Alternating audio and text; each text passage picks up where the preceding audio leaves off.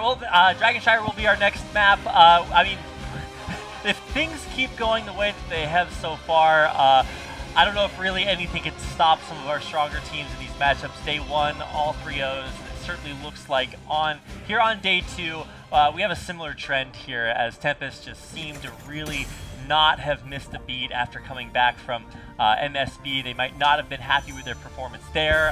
Just like I think SC said in his previous interview, you know, they weren't happy with their performance in MSB. They want to come back and show such a strong performance that they guarantee their place in the global finals. So yeah. I'm sure that's exactly the case here for Tempest as well. It's also a case of yesterday and today we have a lot of one-sided matches, which means there's a lot more to look forward to in regular season, right? Like what happens when Tempest faces off against Ballistics, right? That's when the exciting matchup happens. That will be their next match next week.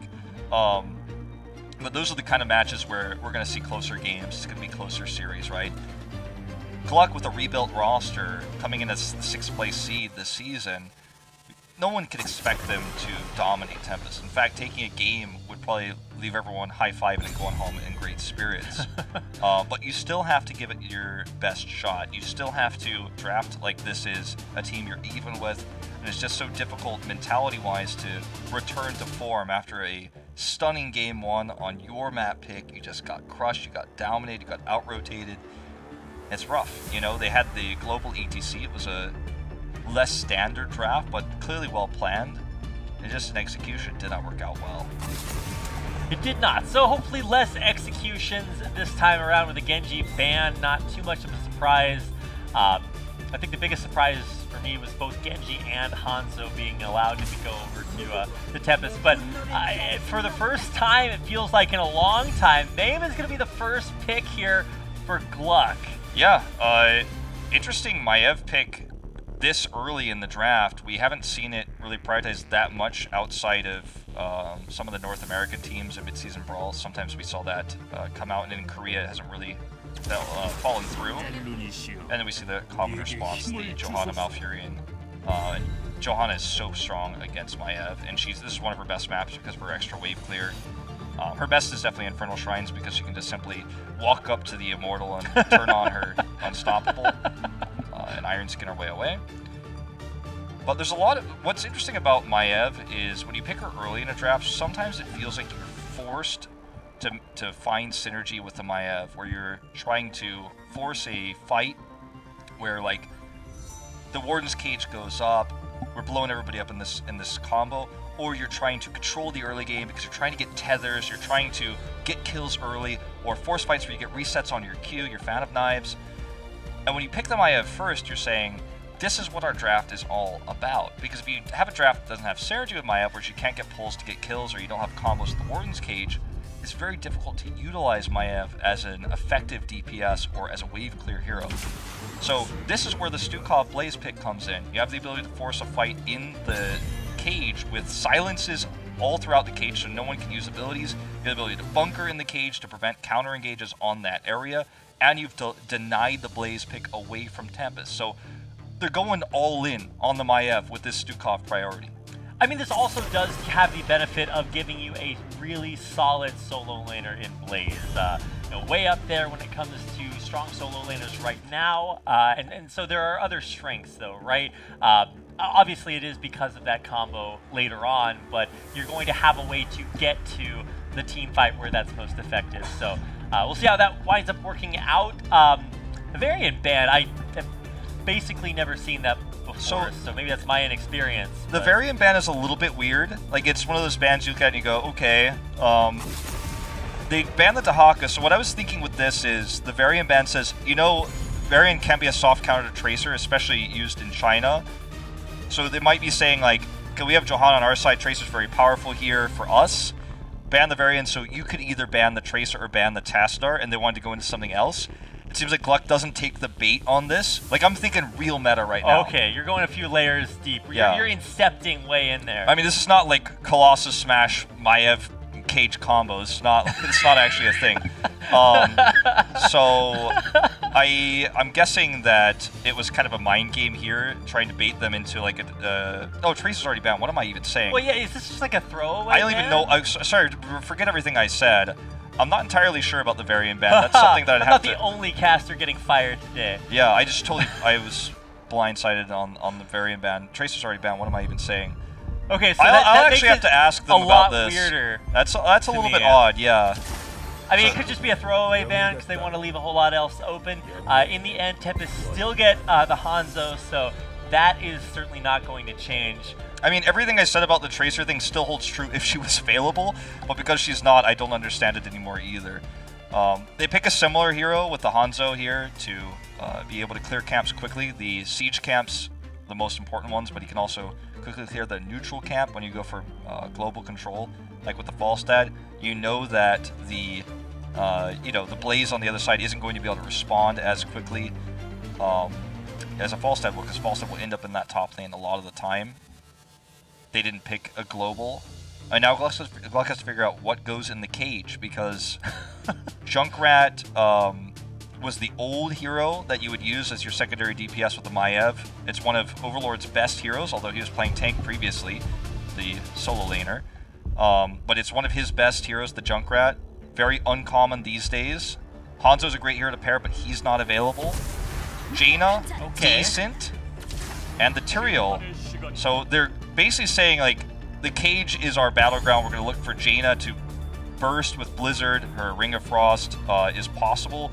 The Cone of Cold, etc. She's just going to look to blow somebody up in the cage while Tyrael sanctifies the team so no one can fight there. But there's Gust already for the disengage. It's very much all in on team fighting. It leaves a lot to be desired in the 4-man. It leaves a lot to be desired in terms of early game pressure. And camp clear, like, it's pretty abysmal for GLuck. I mean, how long is this going to last? What is the false strat trait? Is it Prevailing Winds? I think it's called Tailwind, isn't it? Tailwind, yeah. I don't know. This is just... you can see what GLuck is going for, right? I mean, the idea is that everything kind of dies in one specific area. I don't know if Tempest are quite the team that will allow themselves to get caught out in such a predictable way, but of course, it's all in the execution, right? Yeah, all we'll have left is the solo laner here to face off against Blaze, and they're going to go with the Sonya pick, an old favorite for Tempest. So the Sonya pick is a great way to just have basically extra frontline pressure she can sustain through the cage. If she whirlwinds, and gets the heals off without stepping into the Stukov silence, then she can survive through a lot of that damage when she's got the healing coming through from Malfurion. But she can be bursted. There is no secondary support, there's no Tyrael, there's no Rhaegar for the burst ancestral heal. So the Sonya pick, fairly risky, can dominate the top lane, but the thing that adds most to this draft is camp clear, which they already have the better one for. So they're looking to control the macro, that's why they chose this battleground. Everything has a theme. And on the side of GLuck, their draft isn't bad by any means, but it has that caveat that it's so based on what Maiev can do. And you've already got the self-cleanse on Johanna. She basically just says, I don't care, I'm going to be standing at the front. You try to tether me, I'm just going to press Iron Skin and walk away. All right, well, very straightforward composition here by GLuck, and as a new team with new players on it, you have to say, okay, well, if they could execute on that, then that is the bare minimum. That's the entry level. But for Tempest, of course, a much larger, big picture kind of composition, which does have in it elements that allow it to deal pretty well with what GLuck has coming its way. So I guess we'll see which prevails as we get into our second game. It is, of course, not... every time I look up, I see the 1-1, and I'm like, no, that's definitely not the map score. But GLuck are going to try to make it that way. That's right. That's the attempt. That's the idea. When you see a Maiev pop trying to force the minions back, you know that it's not exactly what they wanted. They do kind of stagger those there, and Tempest will deal with them easily here. One last thing to note, just because we had some questions about this, it will be Overlord again playing solo laner. It's not a swap that we saw that was ETC exclusive, and we do see that Asgard will be continuing to play mage. So two things that are a little bit off-roll for these players, but I guess that's the new GLuck, and that's what today, I think, it's not about GLuck winning. I think for most of the fans, it was to see what this new roster, with Asgard and Liza now rejoining, what it is, and Roxer as well, the amateur, right? Like, what this roster is going to look like for the rest of the season. I think we've now pretty much settled that after watching the heroes selected by second game. So you can see the camp timings between these two teams are a little bit lopsided. GLuck rotates first and is able to get the camps faster that way, and obviously Jaina can burst this camp pretty quick. But at the same time, you can see Tempest was able to do more during that window of time. They were able to soak a little bit longer. We saw Dami actually in the top lane trying to threaten, you know, to stop any rotations because they didn't have full vision that GLuck was doing Knight, but they figured so. There's going to be a brief moment here where Dragon Knight is channeled mid, but they can't actually make a play on it. They don't have the clear required. They're not in position. And Rox needs to be careful in this matchup here mid. He is getting bullied super hard. Yeah, I mean, I guess that is kind of the false stat effect there in that matchup. So it'll be kind of owning that, but I don't think that's necessarily the one that's going to matter. It's going to be about control of these side alters, and it looks like Tempest is having a pretty good time with that. Although I will say that we're only at level 4 right now. This is all going to change in the next few levels, specifically, you know, coming up to 10, when GLuck is really going to be able to pull the trigger on what their comp is. Jaina dies, but I really want to get... I guess that was a trade? Yeah, it ends up being a trade. I wanted to talk a little bit more about the Falstad. Yeah, because he can fly down here, and that's what Tempest was reliant on. Oh my god. Okay, they end up grabbing him with Mice, and that was actually a mistake by Falstad to use his barrel roll like that, but this ended up being a crazy early. What I wanted to say was Roxer used all of his cooldowns trying to kill Lockdown, and Lockdown could have either turned on him to win the lane significantly and just backed off here bot, or could have flown down to actually make it a lopsided trade bottom. I'd have to rewatch the replay to see exactly how he used his barrel roll there, but like, I think he could have actually escaped from that death. So small mistake, and GLuck could be very happy about that, because this ended up being really good for them. It ended up being a positive trade. The pressure that they were dealing with in mid is now relieved. And you can see Johanna, great against the Maiev, he just walked away. I keep getting really scared for Sign, but of course as a fantastic player, he's not getting caught out by any of these you know, dangerous situations. Unstoppable is pretty good at helping him avoid any potential chance to get caught out. Like Overlord up in the top, he's going to have a little bit of a rough time. And, look at Sign actually body blocking Overlord, keeping him vulnerable for as long as possible. But ultimately, Tempest are unable to find that kill, but they will push him out of lane. And this is a huge win for GLuck, because he can stay here. He's got good wave clear and sustain with his oil. So obviously, for those who don't know, he can just heal himself on his oil when he burns it. So he can sustain as he's doing right now. So he actually lives through this. The cannon tower is still up. And GLuck, because he survives, is able to get the neutral camp here and push this bottom tower down. So they actually gain an experience lead. Oh wow, they're actually diving for him right here. That's, I don't want to say greedy, but they are really... It's a trade, though. In fact, it might be more than a trade. Like, this is actually a win for GLuck. Tempest is overextending. They're making a lot of mistakes here. And down here in the bottom lane, this still isn't dealt with. They put all their eggs in the top basket, and GLuck is just rolling with it. They're underestimating the power of Blaze. I mean, he doesn't even have 10 yet, but he's very self-sustainable. They had to dive super deep. Yeah, that's going to be a fort for GLuck. That might have actually been Lockdown using... I actually don't know if he used Flight there because it was off-screen. We have a new observer, and, you know, sometimes it's hard to follow action in multiple lanes when so much important stuff is going on. He might have flown, but I think he just barrel rolled in. I think he already used his Flight for the first gank, and then he just barrel rolled in and then died because he got aggroed by the fort because Overlord just lived too long and the minions ran out. As it said, he died to Forces of the Nexus, which means basically he died to either minions or the fort. We don't know which. Of the Nexus. Okay, well, so that's a minor tragedy for Tempest. It kind of puts the brakes on their train for a second. Going a little bit uncharacteristically. Okay, here we go again. Yeah, this is round 2. Overlord, you're not going to have a good day today. Sign's up here. This time he's going down. He's not getting out. I think Tempest were just like, okay, how many members of Tempest does it take to either screw in a light bulb or screw up a player? And I think the answer is one more. So they added one to it. It works out much better for them, and that should make it much more difficult for Maiev to hold on to that upper... We talked a lot about role swaps, but, you know, Dami has actually mostly been playing ranged, and it's good who actually switches once again. He switched a few times. Morden's case used defensively here. He switched a few times to swap to range a few times in mid-season brawl, but he's actually playing the Hanzo, which on this map actually often becomes an off-laner when you lane swap like this, so cool to see, but hold that thought. Goodbye, Asgard. Wow. Yeah. Oh, look at this, Hanzo max range arrow as well. Oh my god, what is that? That's like a 4-second stun? What? It's long. I think it's probably like more like 1.5, but it's pretty long. It feels like at least 4, maybe 10, perhaps more. The idea is that was really, really sick way to set that up, and it's a big win for Tempest in the end. Gonna get them a Dragon Knight. The double pick here. The catch there with the bush, the vision advantage they had. And this is something we saw Poik from Dignitas use a lot in mid-season Brawl, the global Hanzo, where you just solo off lane, you grab extra soak, and then when a team dives top lane, when the rotation comes through, you know, you basically dive top lane or you defend top lane and you use the arrow to re-engage. They got the pick onto Jaina and the arrow granted them a second kill. So really high-level Hanzo here at long range, and that's one of the reasons why, despite all of his nerfs, he stayed really relevant, especially on this battleground. And I think Poik really gets the first credit of being the Hanzo who's done this the most, at, you know, at the pro level. And, you know, now emulated here by the team that lost to that exact strategy, you know.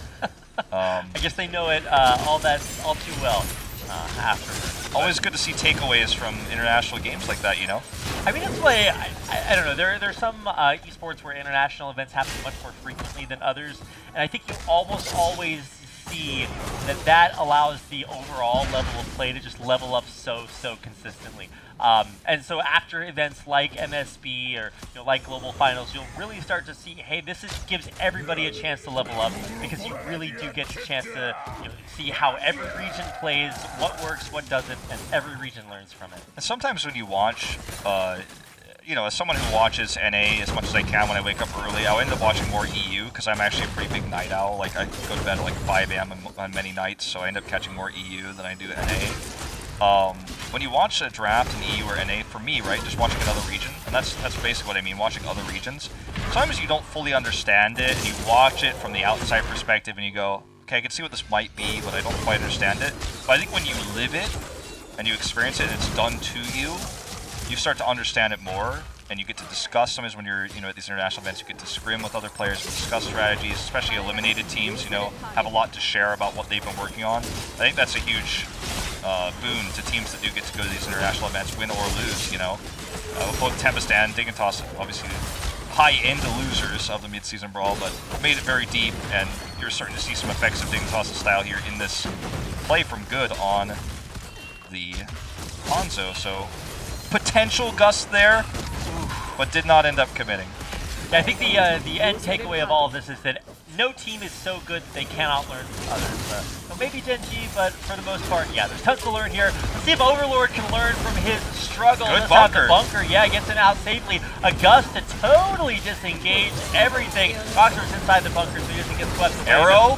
Oh, nice disengage there by Stukov to try to swipe everything away. But in the end, oh wow, Lockdown almost gets taken down, but in the end gets out with a kill on Maev. That was such an amazing fight on both sides. Like, the gust ruined everything, so Tyrael knew he had to set up the Sank to allow Maev to get out. Maev died anyways, but he set up the Sank, which prevented a lot of that stun from coming down from the arrow. We also saw the really good rotation of Blaze to actually stop the gust from happening. That was the idea. He got caught there, been forced to use the bunker. Lockdown was patient, so there was a lot of really cool stuff in that fight on both sides. But obviously with the kill on Maev, the win for Tempest and map control with the global they have, it's really easy for Falstad to just straight go top. They get a Dragon Knight right as the respawns come through. So when you take a small loss like that against a team that does have that global impact, you lose a Dragon Knight as a result. And this is going to be the second Dragon Knight of the game for Tempest. Of course, they used the first one to take down, I think, or it led to the takedown of all of the outer forts. So now pushing into the objectives. I think that is the final port, right? Yes. Okay, so all forts down, and that means that they're going to push through the bottom to at least damage this bottom wall with the rest of the Dragon Knight. Yeah, I mean, they're just going to try to maximize the experience. It's got 30 seconds left on it, so it's the hit points that are really the limiting factor of this Dragon Knight. A lot of burst with the Jaina pick to prevent this Dragon Knight from getting further value, so Just going to try to use its Qs a few more times. In fact, actually just goes ahead and ejects because he knows that Sonya herself can actually do more. Down. He should have flight. But can he get it off in time? Okay, there's the gust backwards. Sorry. He needed to wait for the charge to be used so it wouldn't interrupt his flight, but decided that with the positioning there of Blaze, it was better to gust. In fact, canceled the charge. Well, it's really weird because sometimes that you can channel your flight in such a way that it's like it disjoints with the CC that you take, so the CC hits you, but not in a way in which it cancels your charge. Yeah, I don't know how to do that. It's because the windup can be interrupted, but once the animation starts, the windup is technically completed, and the interrupt doesn't count. That's why we saw that really weird arrow at Mid-Season Brawl that hit. I remember that one. I forgot who got hit by it, but speaking of arrows, max range arrow here on KCB might be longer than 1.5 seconds. I actually don't know the exact timer. I just know it's real long the further it goes. But they couldn't actually get the engage they wanted because everyone else dodged appropriately. This is an opportunity for a Warden's Cage fight here, but Bison does not commit early. He wants a better opportunity. Here's the Holy Ground. They're trying to lock in the Johanna, but she's going to turn this fight. Stein managed to stay alive there, but for how long? This is actually really great by GLuck, but a gust comes in to try to disengage us. This allows Good and everybody on the backside just to keep dealing so much damage. An excellent pull all the way in there. That tether was good, but not good enough. And Tempest keep taking bigger and bigger wins every time they fight. Just some small wins here for Tempest. You know, in terms of the trades that end up being bigger. The Johanna that the GLuck was trying to focus, you know, was initially a good idea until he got too far forward and was able to get a massive condemn off, and then suddenly the engage they were trying to use ended up being countered. Now Overlord misses his charge. That's a dead keep. This could be more with a Sonya on the board. They grab another kill. I mean, Dami just doesn't take no for an answer. Anytime he can go in, it's always a good opportunity. He finds another kill there, the and one at the end, but it's time for Tempest to back away. But still has to first keep the game. Yeah. There's going to be an extra push down on the bottom, and if there's any team that can abuse the advantage, that gives it to Tempest. You know, it's interesting trivia. A lot of people don't know this, but despite the fact that Lockdown's most iconic hero is, of course, the Falstad, he actually would flex to the Sonya in 2016 when Dami first came onto the scene, because Dami was known to be a very poor Sonya and Lockdown was very good at it, so we would never see Sonya Falstad used you know, in situations like this. Dami would actually be flexing to the Falstad when they had the Sonya Falstad draft. I mean, it's old news now, but you could see how much these two players have evolved and how much Dami now is more comfortable on this melee role, so that Lockdown can play the Falstad, he can play the Sonya, and he's kicking ass with it. I mean, he's had a fantastic performance. Now they're looking to core with this Dragon Knight. They've gained this advantage. They're trying to push. Worst case scenario, they end up with 20, even if they get wiped. There's no counter core. Bunker here buys a lot of time, but look at that arrow. Look at the stun. It is the end of this game, it looks like, Rapid. Yeah, and I think Maev is trying to say that they're locked in there with her, but I think it's the opposite way around. She and everyone else are locked inside with Tempest, of course, Lockdown adding to the synergy there. The core will fall, and that is another win on the board for Tempest. Just very clear rotational prowess, you know, having the comp that can clear camps quickly with the Hanzo, the Sonya, the Falstad that allows them to split soak, and the engages we saw. Few mistakes, though, that were punished by GLuck. Both games 1 and 2 were on overcommitments over Fort, or the fight they took on Bridge on Sky Temple. GLuck has shown that they can punish mistakes, even from a team as good as Tempest. They know how to take some defensive fights. I feel like for GLuck, this, even though, you know, it's been 2 games they lost in somewhat one-sided fashion, it's not as one-sided as we saw the previous series, and I think they could be happy with how well they've been able to play in this series. Like, I think this is not a series where you walk away and go, oh, we got totally owned. I feel like they had some shining moments. Overlord especially on the Blaze this game set up some really nice fights just by simply staying alive. I mean, it's something that Blaze is super good at, and it almost felt like Tempest got a little bit baited after they just barely didn't kill Overlord in the top lane. They overcommitted to trying to kill him, and all of a sudden, once they dove a little bit too far and died, I started to get a little bit worried. I was like, wait a second, this is a really uncharacteristic, kind of greedy move for Tempest to make. But you know, ultimately they didn't wind up getting punished enough for that. Were able to take bigger macro advantages elsewhere on the map. Their team fights looked a lot better. Well, I mean, Lockdown ends up with less hero damage than Dami in this game because he died 3 times. He went 3 and 3, kill and death. So you know, it was more relevant as a soaker than an actual DPS in the game as Falstad, which, you know, is what Lockdown's known for anyways, but that's just some things to point out. A few small mechanical mistakes. I think those dives that we've seen so much in the top lane on this battleground with the Hanzo pick, like what Poik was showing at Midseason Brawl, where Hanzo shoots the arrow, it's a little bit easier to dive and commit to the fight when the rotation's coming up and you leave Hanzo down there when you have the arrow. But those fights they took pre-10 didn't go as well because they didn't have the ability to gust when things went wrong. They didn't have the ability to use the arrow at long range. So, yeah, I think maybe getting ahead of themselves a little bit at times. Yeah, Dragon Zero, a 2-second stun at max range. Okay, so cool. Good to know that. Glad we got to the bottom of that. I'm a little bit worried, Wolf. I think we might have another day of 3-0s. I think GLuck kind of in the same trend of newer teams, similar to Miracle. You know, they come back with a new concoction of what their team is supposed to look like, but it doesn't seem that they really have that team synergy that they need to go up against one of the dynasty of top-tier teams in HGC Korea like Tempest. But yeah, I mean, we're going to have to see after. We're going to take a very short break, but when we come back, they're going to have to turn it around, or else we are going to have, you know, that very, very 12-0 first 2 days of HGC. We'll see you guys in just a bit.